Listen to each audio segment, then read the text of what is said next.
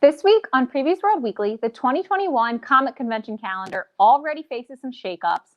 We unpack what gets you to pick up a comic book, and we discuss all things Episode 2 of The Mandalorian. This is the way, and it's all happening right now on Previews World Weekly.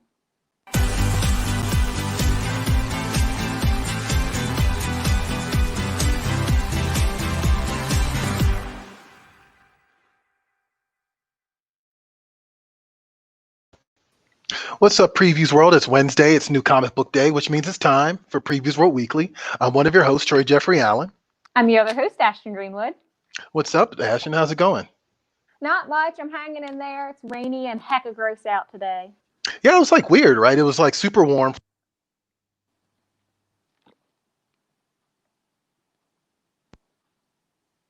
So, I don't know. I guess I need a break, though. I guess I need a break from all that sun. Sure, why not? All that great weather just taking a toll on me. I'm having mic issues, which is like annoying. Anyway. Those mic issues are happening right now. All right, I'm back, I guess. Can you hear me, Ash? Yeah. All right, anyway, you know what I don't need a break from, but we're going to get one from anyway? What's up, Melissa? Hi, Melissa. Troy, we still can't hear you again.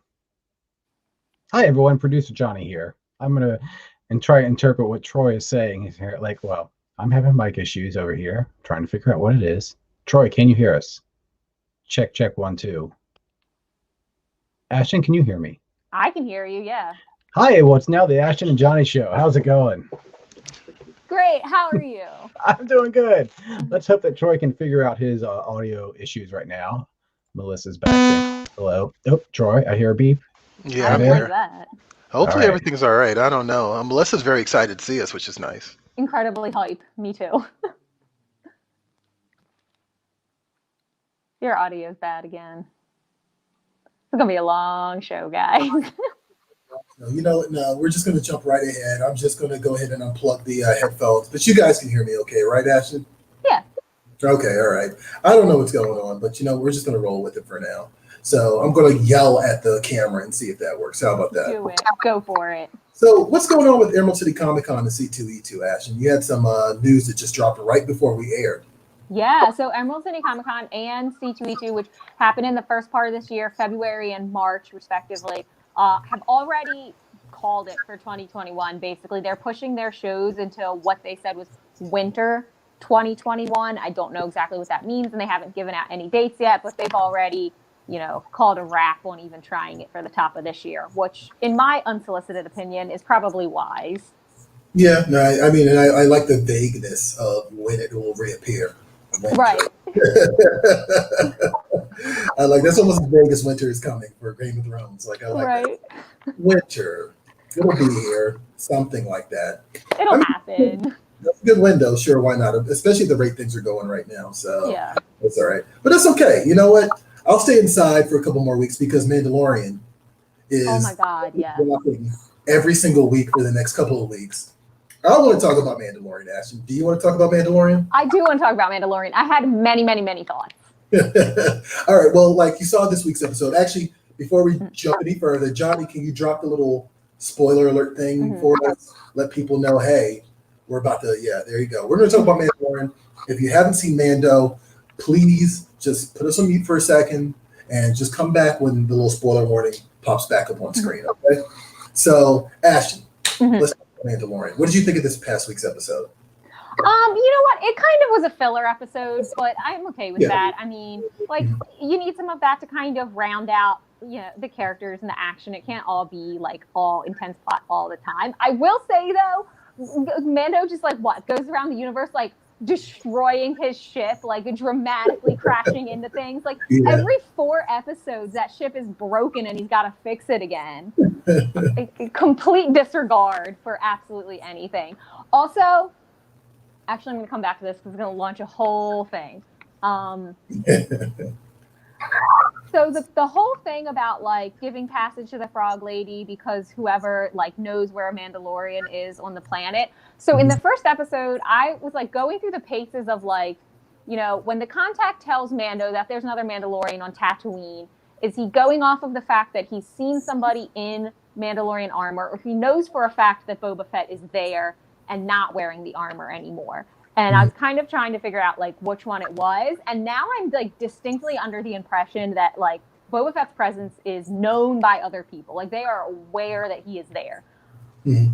So I am excited for that to unfold and kind of get more background on what he's doing, why he's there. How do people know that that's him? All of that stuff. Third and final thought. Baby Yoda, like, just goes around eating everything. Like, I mean, and if you know, like, any toddlers, like human toddlers are like, oh, a thing, I'll put it in my mouth. Right. So he needs to stop, launch a whole spider invasion because he's like, this seems like food. And then the whole egg thing we're going to come back to because I have so many feelings about it. Okay. The eating of the eggs. What were your thoughts? No, I like, you know, I was actually kind of relieved that Baby Yoda kind of stopped being cute for an episode.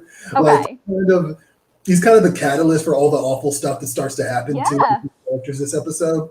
And I mean, it's not everything, but at the same time, it was interesting because I saw in my timeline these last couple of days, people kind of being angry with Baby Yoda. About what? Well, just in general about him like eating the eggs. I saw people saying that like he was committing genocide, which I kind of understand what they're saying there because like she's like the last of the line, right?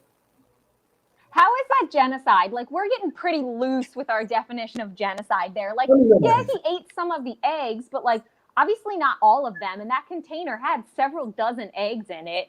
And, you know, he ate some, not cool. That's fine. But he didn't eat enough to create a problem. He didn't eat all of them. And so she's going to have some left to fertilize and create new ones. So the species will be fine. I mean, well, we hope so. We certainly hope so. But I co-signed that it was a filler episode. But actually, because we're so used to getting Skywalker stories in Star Wars, I actually like when it's just, hey, here's an adventure that has nothing really to do with anything. Let's just explore the universe some more. And one thing in particular I really loved, and I actually didn't realize this when someone called it to my attention, is they utilized old production art by Ralph McQuarrie for those spider monsters, which I thought was really cool. And like there's been this image that's been floating around from one of the art for Star Wars, and Johnny can throw it up on screen. And yeah, this is like old school from an unrecorded scene from Empire Strikes Back. Which I love that. I absolutely love that. I love that the Mandalorian can find the right mix of fan service and also being its own thing, which I think Star Wars has been sadly lacking in terms of, at least in terms of live action. You know what I mean?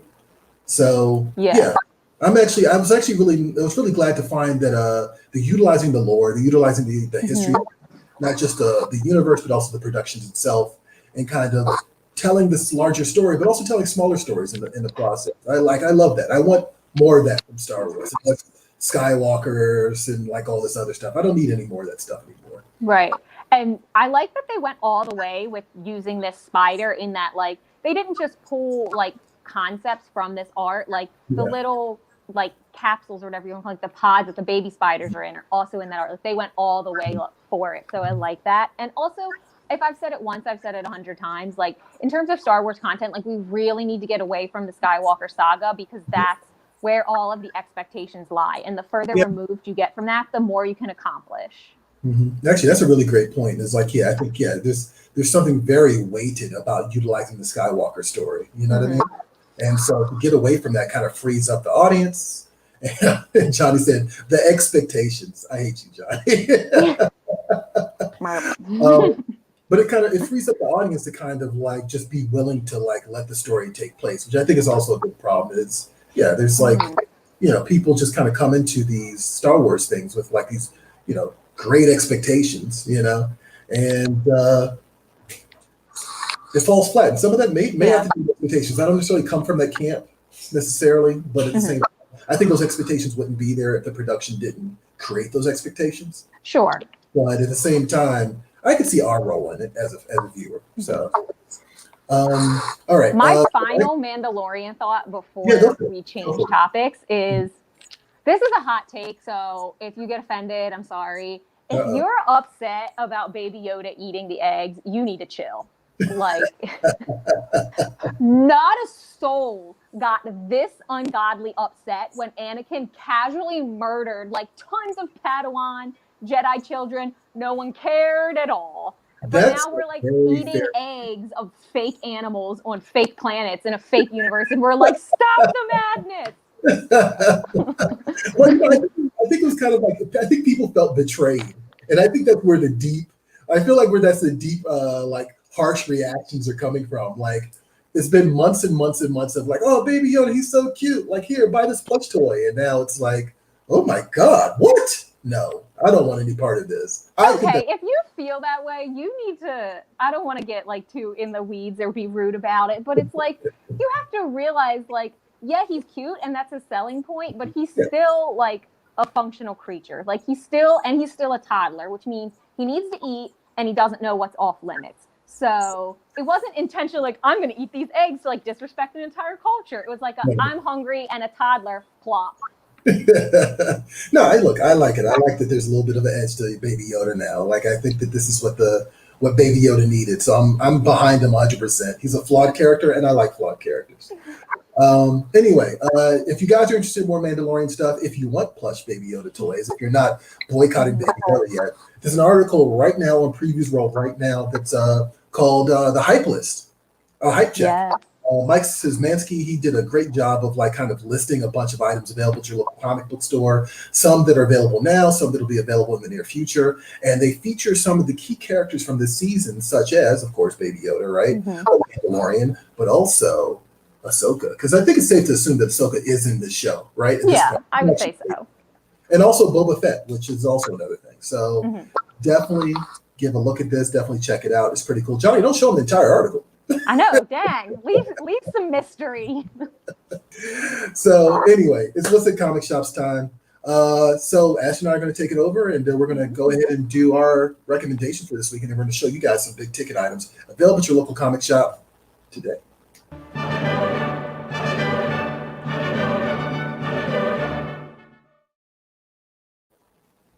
All right. I'm so mad about this headphone thing. I'm so sorry. Garbage. All garbage. Peter Zoller is like, he was hungry. Just shrug it off. Okay, I guess. I don't know. Maybe I'm more of a disciplinarian. I think the Mandalorian was surprisingly lax in terms of disciplining Baby Yoda. Like, I was actually a little bit surprised by that.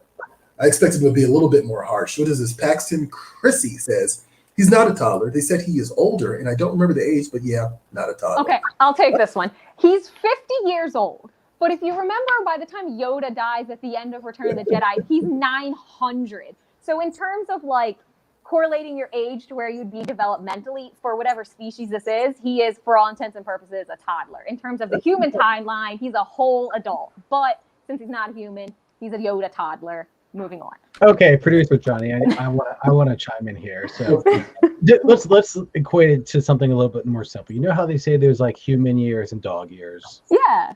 There you go. Yeah. IG-11 even says, like, you know, many species mature at different rates, and then yeah. So okay, I'm with that. I like it. Johnny out. Drops the mic, runs away. Love it. Anyway, Ashton, what are you looking forward to this week at your local comic shop? What's caught your eye? So my pick this week is actually a graphic novel and not like a single issue comic book, but it is Heartstopper Volume 2 from Alice Oseman. We had her on a couple months ago to talk about this in anticipation of it dropping at comic shops this week. So if you want to check that out, it is on the PREVIEWSworld YouTube. Get a little more background and insight on this. But so this is, to give a little bit of background, Heartstopper is a coming of age, coming out, LGBTQ plus romance between Nick and Charlie, who are obviously these characters on the cover. And the first volume of it kind of explores them building their friendship. And it's kind of like the first volume is really just like a slow burn. It's like the ultimate slow burn, right?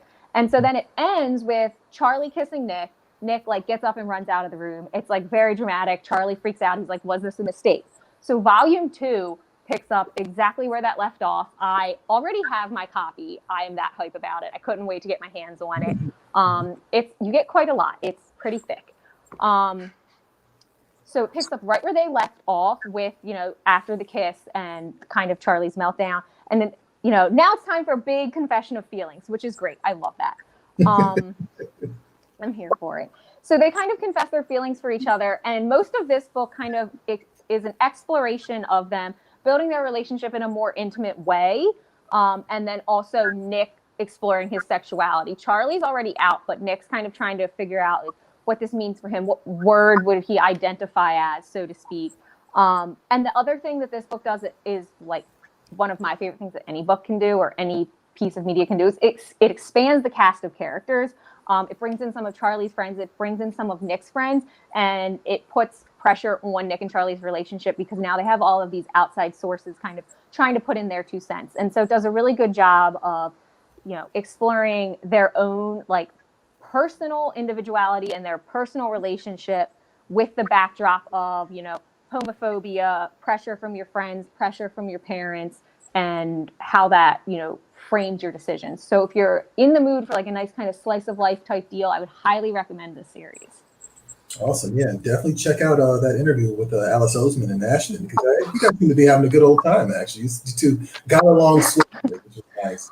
Patricia, I'm gonna have to check that one out. All right, there you go. Please Look, do. the recommendations work, guys. What do you want? Like Ashton said it, and then someone's gonna go pick it up. That's perfect. My pick this week is a book called Maddie.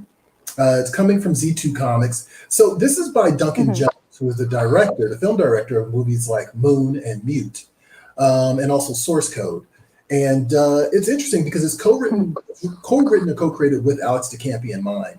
And it takes place in that universe of Duncan Jones's other films, particularly Moon and Mute.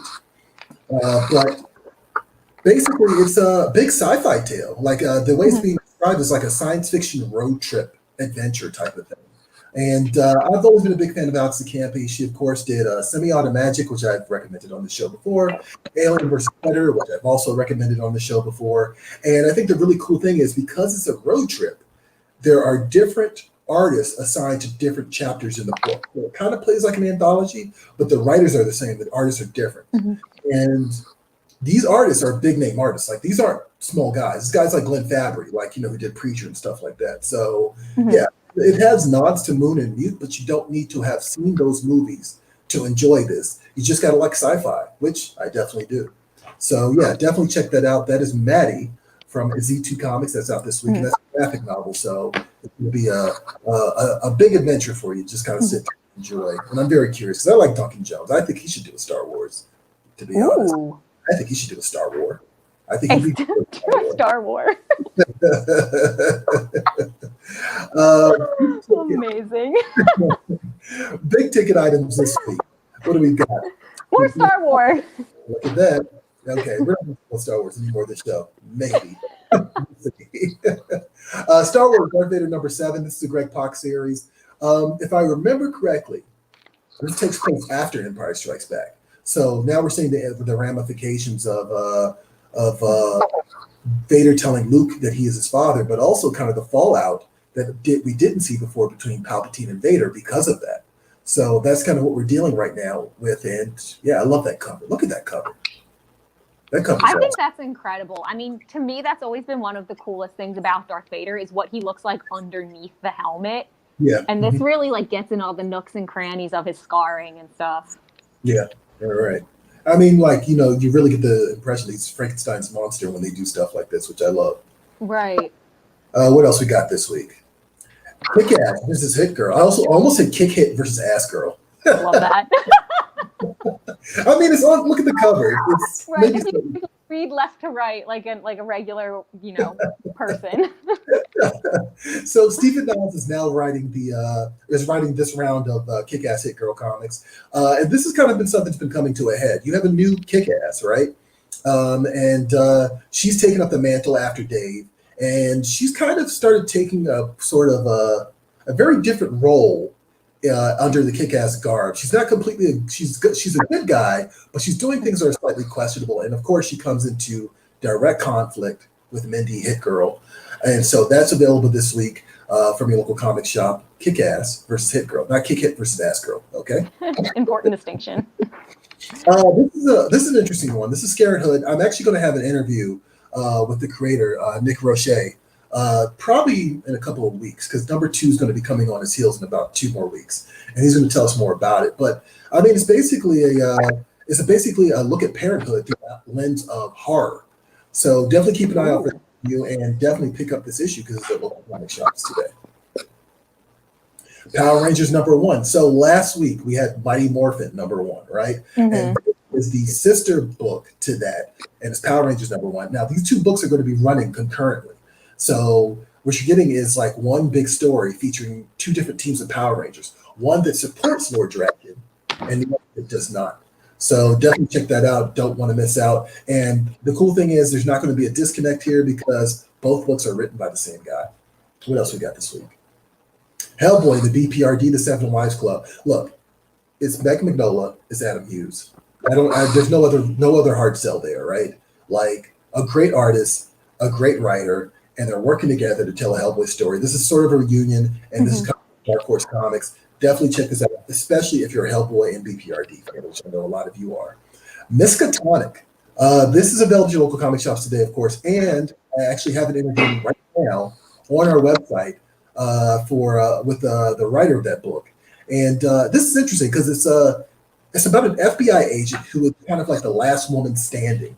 For those of you who don't know a lot about the history of the FBI, J. Edgar Hoover, right? Fired a bunch of women from the bureau back in the day, and this story takes place on the heels of that. And so this lone woman investigator is actually in this town called Miskatonic, and she's investigating something that has some Lovecraftian roots. So it's kind of a crime noir, but also a Lovecraft horror type of thing. So definitely get a look at this, a better look at this by going to the website and checking out the interview I did. Because yeah, it's an interesting premise, an interesting little bit of history on top of that. Dynamite. #2. Hey, look, I've said this before on our Twitter feed. Don't be a fly-by-night reader, right? Don't just pick up #1 and then disappear, right? #2's out this week. It's zombies in the Dynamite universe. You're getting Vampirella, you're getting Red Sonja. All your favorite characters from the Dynamite roster are getting the zombie treatment. So definitely check that out. It should be a lot of fun. American Ronin. I'm excited for this. This was my pick a few weeks ago when #1 came out. #2's coming. Peter Milligan and ACO. Dynamite combination. One of my favorite artists of the last couple of years, and one of my favorite writers of all time. And this is really interesting because this is about a secret agent who lives in a world where corporations really do run the world. And so he's performing corporate espionage. But on top of that, he kind of has this ability to, he's an empath. So there's a lot of interesting, like, emotional manipulation playing out here. It's gorgeous. It looked great. It was cool. It had a wicked sense of humor. And I'm looking forward to learning and seeing where the series goes. So definitely check that out. And this is for Johnny. Marvel Doctor Strange statue. This, of course, is Scotty Young artwork. This is from Diamond Select Toys. This is out this week. It looks really cool. And Johnny showed us earlier before the show started. It is the spitting image of the Scotty Young drawing. Like, it is flawless in the way that he's being depicted based on that. Oh, he's so beautiful. He looks so good. Yeah. And actually, I want to, like you were just saying, that's it. Let me actually see if I can screen share that. Like, look at that. That is the original Scotty Young artwork, and this is the Diamond Select Toys, sculpted by Gentle Giant Studios, Marvel animated statue of Doctor Strange. They just do, like you said, they do such an amazing job. Even the small little details in the paint job, like the reflection on the axe or anything. So if you're a Scotty Young fan, I recommend you head out to your local comic shop and pick this up. I'm also a big fan of Doctor Strange with the mystical axe. Like, ever since they started doing that recently, I love it. Like, it doesn't even make sense, but I like it. I'm sure it makes sense in the story, but I love it. What else we got this week? So that's it. Good talk. Good talk. All right. But actually, that's not it, because there's another book out this week that I did an interview for. It's called The 27 Run, and it's from A Wave Blue World. So go ahead and check out the trailer, and when we get back, I'll talk a little bit more about it. Check it out.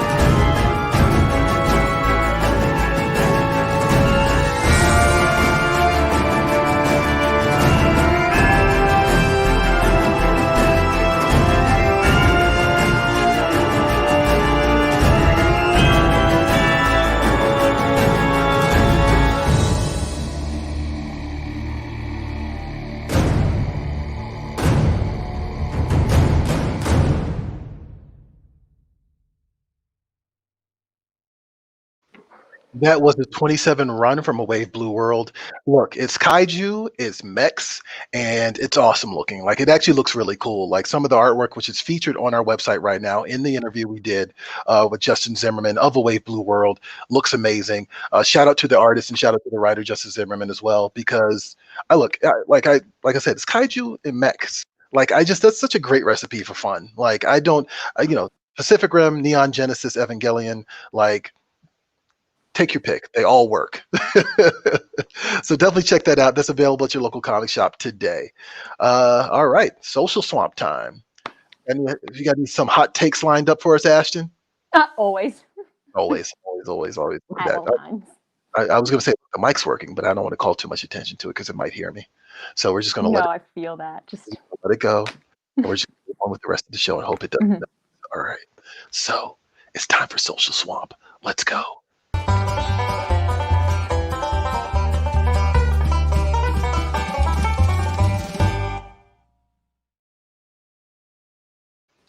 Okay, so this week we want to know what compels you guys to pick up a particular comic book.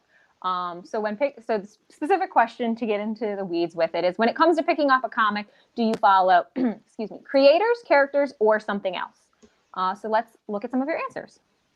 Rajesh said character, team, title of a book, and honestly, a fairly even toss-up between writer and artist, as some writers frequently team up with specific artists, and it's their creative synergy that gets me engaged. David said, characters and worlds tend to be what attract me, though a good creator with a good IP is just a symphony in motion. I like that. Ron said, characters, writers, artists in that order. If it's a book about my favorite character and it's being done by a writer that I don't jive with, then I definitely pass it by. If the first two pass the quality test but the art is bad, I have to be really invested in the story to get into it. Aaron said, I follow creators, writer foremost. I'll read a comic by a writer I like with art I don't like before I'll read a comic by a writer I don't like, even if the art is great. The character or franchise might catch my eye, but the creators seal the deal. All right. Noor Irwan says, first and foremost, by characters, absolutely. Followed by creators, including writers and artists. Lastly, by my instinct, hopeful for a good story arcs, wasting no time and money. Isn't that everything, right? Hopeful that you get a good story arc and you're not wasting your time or your money. Like, that is like key, right? Look, in a perfect world, you'd get great art, you get a great writer, you get a great premise, and like everything's hunky dory. But you know what? It doesn't always work that way. Sometimes, look, I'll be honest with you. Sometimes I go through our catalog every single month, right? And I'm looking for something new to get into. And sometimes books don't have the greatest description, but they turn out to be great. You know what I mean? Sometimes books have great descriptions and they turn out not to be great. You know what I mean? So, I mean, that's a real thing.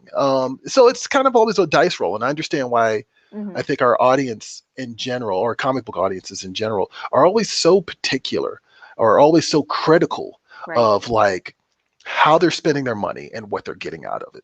You know what I mean? And I always think that's a fair argument. As you should be too, because that's an investment. Like, if you decide you're going to read a whole series, like now, every week or every month, depending on publication, like now you're invested in a monetary way. So you have to feel like you're getting something out of it, because it really is like a put your money where your mouth is type hobby.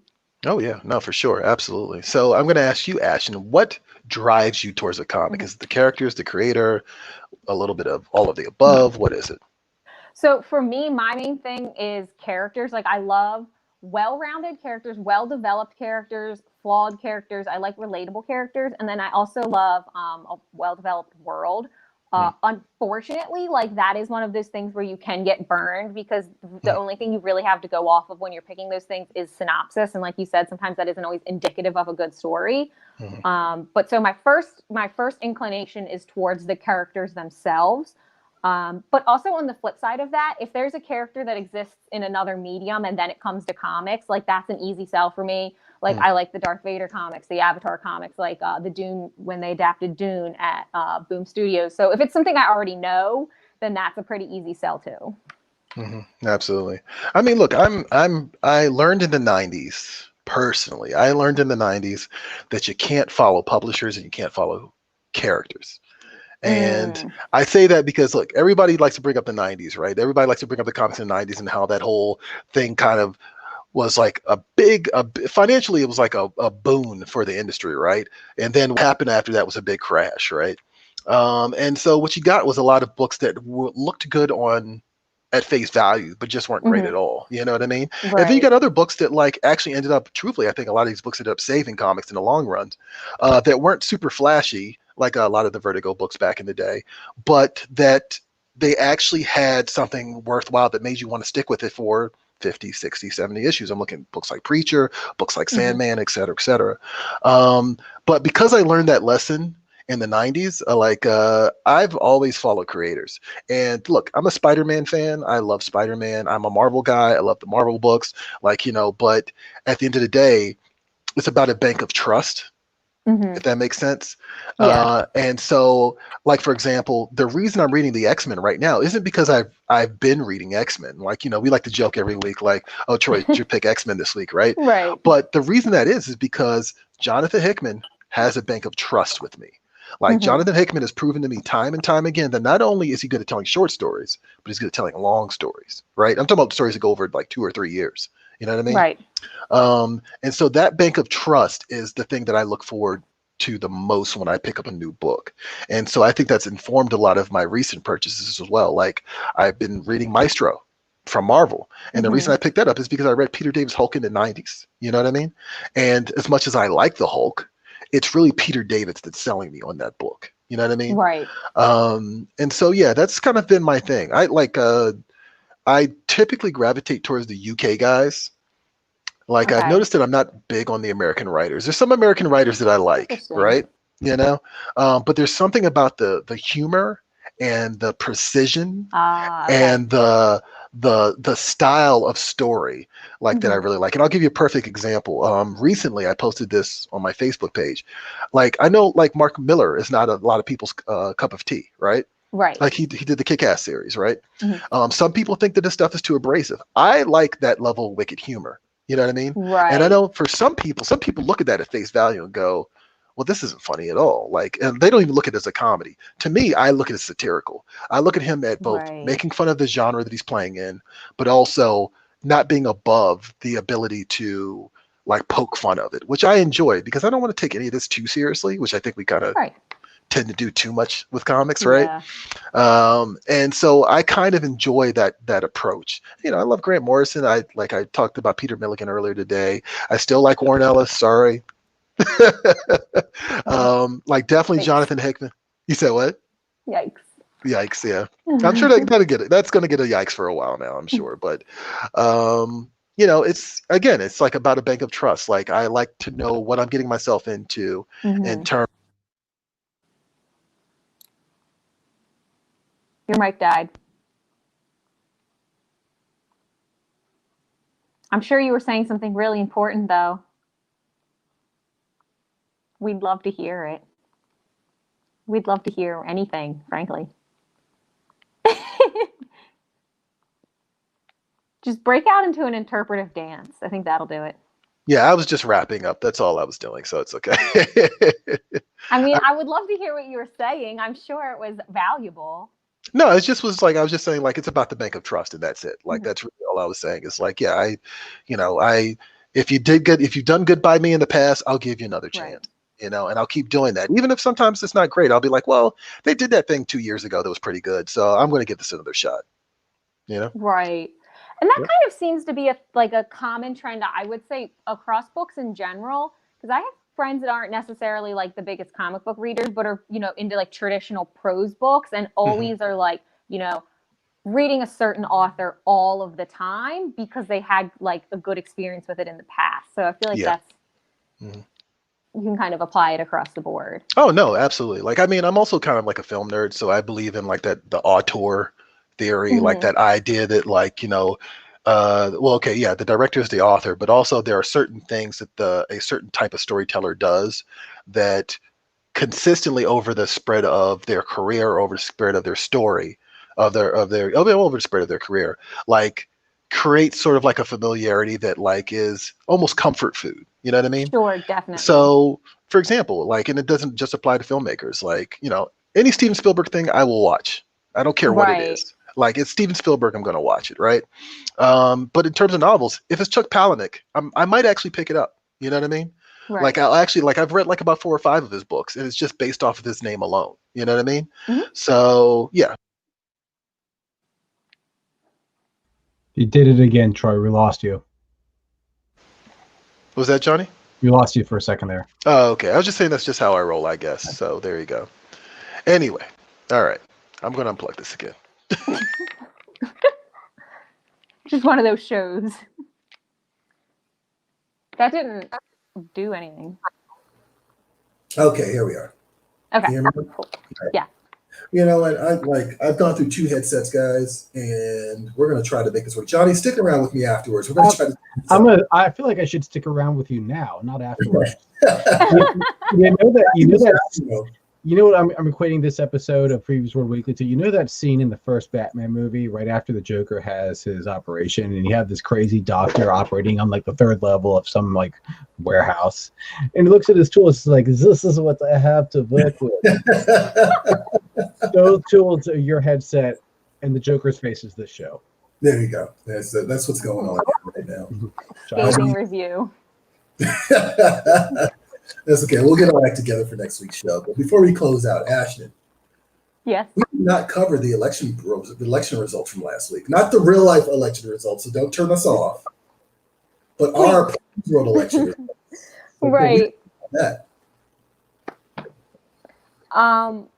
What? Oh, I was like, am I supposed to be saying something? Like, okay, so last week on the show, I'm back. Sorry. Last week on the show, Troy and I, picked our sides. We debated all of our presidential candidates that we had going up against each other. People like Leia, Optimus Prime, Vader, Rick Grimes, Negan, a few others. I know I'm forgetting somebody, several people. Anyway, it came down to Optimus Prime versus Leia. I argued for Leia, Troy argued for Optimus Prime, and we put it to a vote to you guys, and Leia has won. I'm thrilled. And you know what? I know we were in character last week, so I had to play up the Optimus Prime thing. But I can't hate on Leia for president. I think Leia would make a great president. Right. There you go. I think that she's got the talent, she's got the skills, and she's got the history. Also, right. Yeah, someone dropped this in our mentions during when we were doing the poll, and I thought this was, Johnny thought this was hilarious. I thought it was pretty funny too. I think it's hilarious. Like, look at Ultron's goofy face. It's like, yeah, this is great. So there you go. Vote for world peace. Vote for Thanos and Ultron. All right. Comic shop shout out time. Who is this week's comic shop shout out, Ashley? This week's comic shop shout out goes to Brave New World Comics in Valencia, California, and this comes from Peter Gaspar. If you want us to shout out your local comic shop because they're awesome, and we're sure there are, find us on social media, tag your shop, and use the hashtag #SupportYourLCS. We'll find your comment, and we will shout out your shop and give them love because we love all comic shops equally. There you go. And I love that the comment was the sweet, sweet boys and girls. I had to try so hard to refrain from like a Brave New World comment. Oh, that's fair. That's also fair. Van Fleek. I'm going to say Fleek. Love this show. I need to catch up on the recent ones. So go back. Yes, please. Go backwards. Revisit some of the previous episodes. Check out the election episode. We had a lot of fun with that. So, on that note, actually, I should remind you guys, actually, Van, I'm reminding you too, we do have other programming. And there's other shows that we do besides Previews World Weekly, of course. There's going to be a new episode of The Panel coming up in a couple of weeks, which is basically our book club show, hosted by Anemia, where we get special guests on every time, and they talk about a particular book. Last month, we did a walk through hell, and I'm not going to give away what we're going to do next, but we talked about one of the creators on this show. So, but next Friday, I'm excited about this, and I want to get a graphic. Johnny and I, we're going to talk about a graphic for this because I'm excited. I'm doing a comic talk, but I'm not doing your stereotypical comic talk, which is normally our interview series with creators. I'm having 4 people on who are from other portions of the geekosphere, right? Mm-hmm. So we have 3 Black Geeks, Chris Powell. We're also going to have Mystical Green Beanie from YouTube, Scarrett, aka John Robinson from Comics Horizon. He runs the website Comics Horizon, and Cy Shackelford, who's just my buddy who knows everything about X-Men. And when I say everything, I mean everything. Like he's like Rain Man when it comes to X-Men. Amazing. That comment. We're doing a roundtable, and we're going to talk about Dawn of X. And when I say Dawn of X, I mean everything from House of X, Powers of X, Powers of 10, and Ten of Swords. Everything, that entire stretch of the Jonathan Hickman run thus far. And we're going to try to make some sense out of it. We're going to give our own little critiques about it, talk about things we love, talk about the things we don't love as much, right? And also talk about our own speculations about where this is all going. And also address some of your criticism as well. So definitely join us next Friday at 5 p.m. Right here, wherever you're watching it. If it's on Facebook or YouTube, join us right here at 5 p.m. on Friday. Or Twitch. Yeah, at 5 p.m. on Friday. And join the live chat and yell at us about X-Men, because I know a lot of you guys are reading it. The numbers don't lie. So I know a lot of you have an opinion about it. So definitely be part of the conversation. And yeah, this will be a lot different from the other comic talks where it's really just like a one-on-one with you and the creator, us and the creator. This is going to be a roundtable discussion. It's going to be just a joyous event where we all just kind of nerd out about X-Men. It's got a lot of potential to go off the rails in really dramatic fashion. I am hoping that it will, actually. I'm hoping that it will. You're going to have 4 nerds who have been reading these comics way too long, talking about continuity. It's going to be a mess, and I'm going to love every second of it. I had sent an email to them earlier, and I was like, just treat it like you would we were talking at the comic store, guys. Just let's just go all the way. Oh gosh. All right. I'm into this. I'll be watching for sure.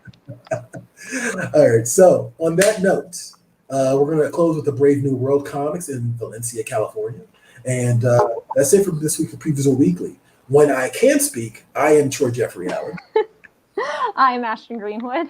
And we will see you guys at the spinner rack. Catch you later.